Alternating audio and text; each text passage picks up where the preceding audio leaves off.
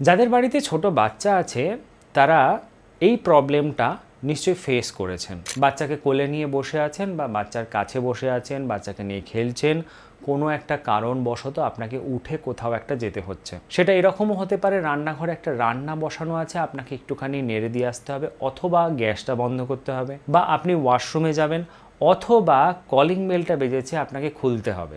সেটার জন্য যখনই আপনি ওকে রেখে উঠলেন, কয়েকটা স্টেপ গেলেন, সঙ্গে সঙ্গে পেছন থেকে চিৎকার চেঁচামেচি, কান্নাকাটি, হাঁক ডাক।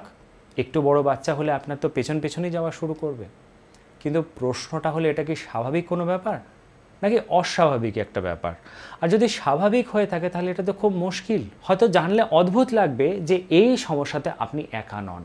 99% বাবা মা এই সমস্যায় পড়ে, আর বাকি যে 1% বাবা মা আছে তাদের ক্ষেত্রেও এই সমস্যা হয়েছে, কিন্তু একটু হয়তো অন্যরকমভাবে। বিজ্ঞান বলছে এটাকে সেপারেশন অ্যাংজাইটি বলা হয়, এবং সেপারেশন অ্যাংজাইটিটাও একটা নর্মাল ব্যাপার। যদি নর্মাল হয়ে থাকে তাহলে ম্যানেজ কি করে করব? কারণ সব জায়গায় তো বাচ্চাকে নিয়ে যাওয়া যায় না, সেফটি ইস্যু একটা ব্যাপার আছে, এবং আরও অনেক ব্যাপার আছে যেখানে বাচ্চাকে সব জায়গাতে আমি সাথে করে নিয়ে যেতে পারবো না। সেই জন্য আজকে আমাদের আলোচ্য বিষয় সেপারেশন অ্যাংজাইটি কী এবং কেন হয়। প্রথমেই বলি, সেপারেশন অ্যাংজাইটি হলো অভিভাবক বা কাছের মানুষ, প্রিয়জন বা প্রিয় কোনো জিনিস বা বস্তু কাছে না থাকার বা দূরে থাকার একটা ভয়। বিজ্ঞান বলছে এই সেপারেশন অ্যাংজাইটি একটা বাচ্চার নর্মাল বা স্বাভাবিক যে মানসিক বৃদ্ধি বিকাশ তার একটা পার্ট। এই যে স্বাভাবিক বৃদ্ধি বিকাশের পার্ট বললাম, এই স্বাভাবিক বৃদ্ধি বিকাশের পার্ট হওয়ার জন্য দায়ী বাচ্চাদের মধ্যে তৈরি হওয়া একটা ধারণা, যেটার নাম হলো অবজেক্ট পার্মানেন্স। অবজেক্ট পার্মানেন্স কি? অবজেক্ট পার্মানেন্স হলো যে একটা বস্তু বা একটা মানুষ যে আমার চোখের সামনে নেই, যদি চোখের সামনে না থাকে তাহলে সেটা অন্য কোনো একটা জায়গাতে বা কোথাও একটা এক্সিস্ট করছে বা তার অস্তিত্ব আছে। এই ধারণাটা, এটাকে বলা হয় অবজেক্ট পার্মানেন্স। মানে অবজেক্ট বা কোনো বস্তু, এখানে বস্তু মানে যে কোনো জিনিস হতে পারে, মানুষও হতে পারে, সেটা যে পার্মানেন্ট, সেটার অস্তিত্বটা পার্মানেন্ট, আমার চোখের সামনে না থাকলেও সেটা যে এক্সিস্ট করছে, এই ধারণাটাই হচ্ছে অবজেক্ট পার্মানেন্স।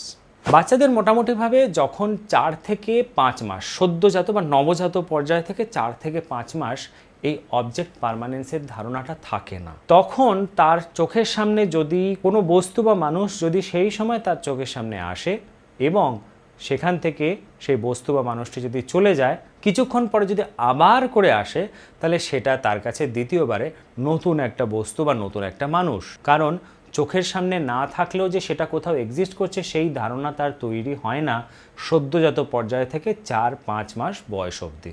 বয়সটা যখনই 6 থেকে 7 মাসে গিয়ে পৌঁছায়, তখন তার মধ্যে অবজেক্ট পার্মানেন্সের ধারণাটা তৈরি হয়ে যায়। যখনই অবজেক্ট পার্মানেন্সের ধারণাটা তৈরি হয়ে গেল, অর্থাৎ একটা বস্তু বা একটা মানুষ যদি চোখের সামনে না থাকে তাহলে সেটা কোথাও একটা এক্সিস্ট করছে, এই ধারণাটা তৈরি হয়ে গেল, তখনই ওদের চিন্তা ভাবনা বা ধারণাটা চেঞ্জ হয়ে যায়। একটা বস্তু বা একটা মানুষ যে অনেকক্ষণ ধরে সামনে ছিল, সে যদি কিছুক্ষণের জন্য আড়ালে চলে যায় বা সরে যায়, তাহলে সে জানবে সেই মানুষ বা সেই বস্তুটি কোথাও না কোথাও অস্তিত্ব আছে তার। আবার কিছুক্ষণ বাদে আসলে সে বুঝতে পারবে সেই মানুষ বা বস্তুটা কোথাও একটা ছিল, আবার তার সামনে চলে আসছে। এটা কিন্তু তখন আর নতুন বলে মনে হয় না। সমস্যা হলো এই যে বস্তু বা মানুষ যেটা তার কাছে প্রিয় ছিল, সেটা যখনই সরে গেল, তখনই যেহেতু ও জানে এটা অন্য কোনো একটা জায়গায় এক্সিস্ট করছে বা অস্তিত্ব আছে, তখনই ওর মনে একটা হাঁক পাকানি বা একটা অস্বস্তি, একটা অ্যাংজাইটি তৈরি হয়, এবং তার জন্যই তার মধ্যে অনেক উদ্বেগ দেখা যায় যে কেন সামনে নেই, কোথায় গেল, কি অবস্থায় আছে, কেনই বা গেল।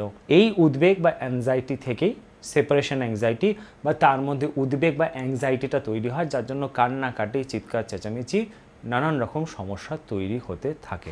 আমাদের দৈনন্দিন জীবনের একটা ঘটনা দিয়ে ব্যাপারটাকে আরও বিশ্লেষিতভাবে আরও ডিটেলসে বোঝাই। একটা শিশুর জন্মানোর পর আমরা হাসপাতাল থেকে বাড়িতে নিয়ে এলাম, নানান রকম আচার বিচার আমাদের বাড়িতে চলতে থাকে। তখন নানান রকম মানুষ আসে বাচ্চাটিকে দেখতে, কেউ কেউ কোলে নেয়, কেউ কেউ কাছে নেয়, আদর করে। কিছু কিছু ক্ষেত্রে সেই বাচ্চাটিও তাদেরকে দেখে হাসে, তাদের সঙ্গে ইন্টারঅ্যাক্ট করে। কোল বিচার থাকে না, তখন যার কোলে দেওয়া হয় তার কাছেই চলে যায়। তার আশেপাশে রেগুলারলি সেই সময় সীমিত সংখ্যক কিছু মানুষ, হাতে গোনা কিছু মানুষকে সে দেখতে পায়, যেটা প্রধানত বাবা মা, দাদা দিদি, ঠাকুমা, দাদু, কাকা কাকিমা, জেঠু জেঠিমা, এরকম কয়েকজন। বাকিরা যারা ফোনে, ভিডিও কলে বা মাঝে মাঝে আসে, তাদেরকে নিয়ে খুব একটা ব্যতিব্যস্ত সে নয়। বয়সটা যখন আস্তে আস্তে 4-5 মাস পেরিয়ে যখন 6-7 মাসে গিয়ে পৌঁছায়, যখন তার মধ্যে অবজেক্ট পার্মানেন্সের ধারণাটা তৈরি হয়ে যায়, তখন অটোমেটিক্যালি সে একটা গণ্ডি তৈরি করে নেয়। এই গণ্ডির ভেতরে সে দৈনন্দিন জীবনে যাদেরকে দেখতে পাচ্ছে তাদেরকেই রাখে। আর যারা ওই বললাম অকেশনালি আসে, যারা মাঝে মাঝে ভিজিট করছে বা আসছে, যারা ভিডিও কলে থাকছে বা ফোনে খবর নিচ্ছে বা ছবি দেখছে, তারা এই গণ্ডির মধ্যে থাকে না। এই গণ্ডির মধ্যে থাকা প্রত্যেকটা মানুষই ওর কাছে নোন বা চেনা, এবং এই গণ্ডির কেন্দ্রবিন্দুতে 99% ক্ষেত্রেই মা হয়ে থাকে। আর গণ্ডির বাইরে যতই নিকট আত্মীয় হয়ে থাকুক না কেন, ওর কাছে সে অজ্ঞাত একজন মানুষ। যখনই সেরকম কোনো একটা মানুষ তার কাছে বা সামনে চলে আসছে, তখন তাকে দেখে অস্বস্তি প্রকাশ করছে, যেটাকেও স্ট্রেঞ্জার অ্যাংজাইটি বলা হয়ে থাকে।